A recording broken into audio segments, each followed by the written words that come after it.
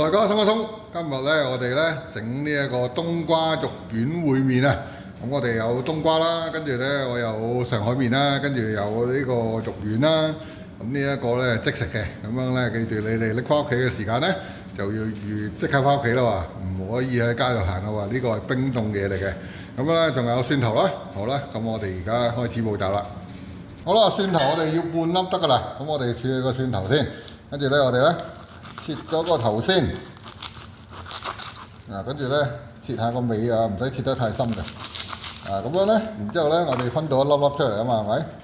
咁呢個一粒粒咧，我哋咧呢個好順利褪咗出嚟啦。咁樣咧蒜皮咧，其實咧有時咧冇咁易褪到出嚟嘅。咁樣咧，例如呢個咧黐實咗嘅話咧，睇下有冇粒黐實嘅先。呢個黐實咗嘅時間咧，我哋咧就揾個刀啦，拍一拍佢。咁樣咧，咁樣咧輕輕拍一拍佢就得噶啦。咁樣其實咧，佢無論係有冇皮之外，有冇皮咧，我哋咧都係需要拍一拍佢嘅。咁樣就得噶啦。咁樣咧，我哋唔使切蒜蓉啦，每一粒都係咁做。拍多粒俾你睇下。走咗去啦。咁樣咧唔緊要嘅，我哋咧，然之後咧，我哋就慢慢將佢咧全部拍到咁樣一粒粒就 OK 噶啦。呢個嘢咧係一個電飯煲膽嚟嘅。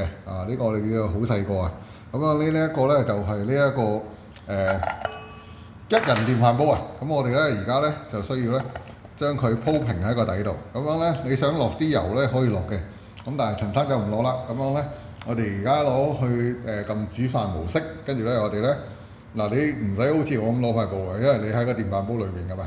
咁樣咧我哋而家咧就攞去撳呢個煮飯模式。跟住咧，我哋處理下一步啦。好啦，咁樣咧，我哋處理個冬瓜咯。咁冬瓜咧，基本上咧，如果你睇下你大煲定細煲啦。咁我哋呢個煲咧，我諗咧1/4都 OK 噶啦。咁樣咧，我哋咧就切1/4出嚟啦。咁啊，中間個囊咧，我哋咧係唔要嘅。咁我哋切咗1/4出嚟先。咁樣咧，唔喐嗰啲你就唔好喐佢咯。咁樣咧，我哋咧拎嗰1/4過嚟，跟住咧，我哋咧而家咧就可以咧。將嗰個囊咧切咗出嚟啊，個囊要噶啦。咁我哋咧，然之後咧一嚿一嚿咁切出嚟。因為其實我哋個細電飯煲咧個力會比較少嘅，咁所以咧你可以咧切薄少少。咁樣咧去到最後嗰啲咧，你可以切厚翻少少。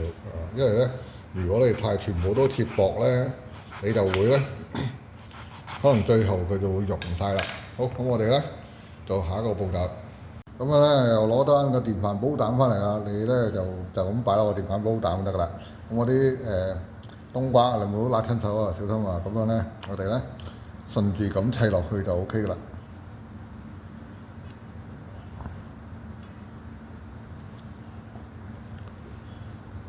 咁樣咧，如果你嘅蒜蓉咧，其實咧你咪叫你擺咗落去先嘅，你就真係擺落去先喎。因為咧，如果個蒜蓉有機會去喺個電飯煲膽度烘一烘咧，就會好食啲嘅。好啦，咁而家咧，我哋而家又擺翻落個電飯煲膽度先。好啦，咁樣我哋咧而家咧要煮個冬瓜啊嘛，咁所以咧而家咧我哋咧攞落啲水落去。咁啲水咧，我哋咧大約沒過個冬瓜咧就 O K 噶啦。咁樣咧而家咧等佢滾先啊。咁而家咧我哋再個煮飯模式。咁啊，慢慢做啦，我哋用電飯煲做。好啦，我哋咧就落下個鹽先啦。咁樣咧就呢個鹽咧你睇下你落幾多啦。咁樣咧，如果你係重口味，你都要落多啲嘅。咁樣咧，因為其實咧呢個味咧，其實而家暫時咧都係主要用個鹽去調味嘅啫。咁我就唔落其他嘢嘅。咁落大約3/4羹度啦。咁咧頭先滾咗啦個冬瓜，咁而家咧。我哋咧就落完個鹽之後咧，我哋要進行下一步咁樣。咁樣咧呢包麵咧好大包嘅，咁樣咧我哋咧就睇下你自己食幾多咯。咁一人電飯煲咧咁多餸咧，再加埋嗰個麵咧，你都唔使落太多嘅。咁我哋咧就攞住出嚟先啊。等一等啊。咁我睇下你自己食幾多咯。咁樣咧就基本上咧。你就攞完一注之後咧，你咁樣插落去咧，你就等佢咧軟下先，咁樣咧軟下咧，你就可以擺翻落中間嗰度啦，睇到啊，慢慢可以收到落去。咁樣咧，如果你係一個人又想食多住咧，就擺多住落去咯，係咪？啊，呢度又可以擺多啲落去，收落去。咁啊，如果你可以咧，可以其實咧將條麵條咧搣一半都得嘅，啊咁樣咧你擺落咪方便啲咯。咁頭先擺咗兩注落去啦，咁而家咧我哋咧又擺翻落個插蘇度，咁樣咧就熱一熱佢先。咁而家我哋進行下一步啦又。咁我咧我哋咧今日用呢個宜家家私嘅雞肉丸串啊，咁我咧都未開過，睇下佢係咩嚟嘅先。咁樣咧開咗佢睇下先。咁啊，裏邊咧就應該有睇下先，4寸到啊，1、2、3、4。咁但係咧，基本上咧，你係食唔晒咁多寸嘅，因為你個飯煲細啊嘛。咁如果你食得晒，你咪拎晒出嚟啦。嗱，個樣就係咁樣噶啦。然之後咧，我哋咧而家逐粒褪翻佢出嚟先，跟住咧我哋就拎翻佢個迷你飯煲過嚟。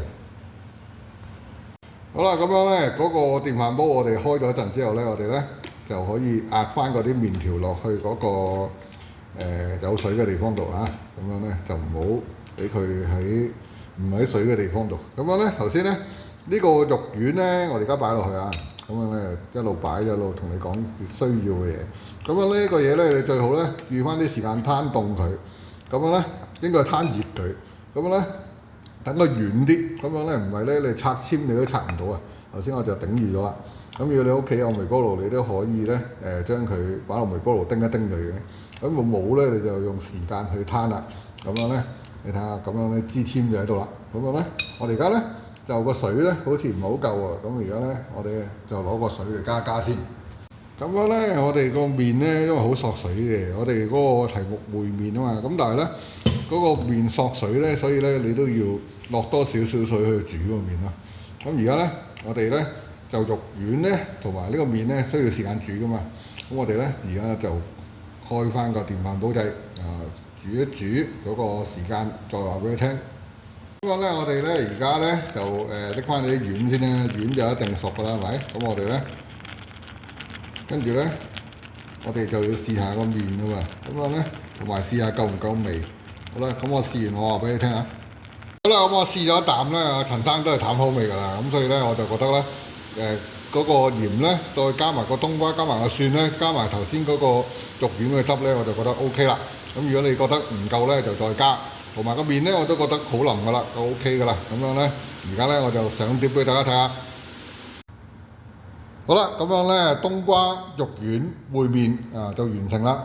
呢個嘢咧都幾好食嘅。咁樣咧，大家都試下好嘛？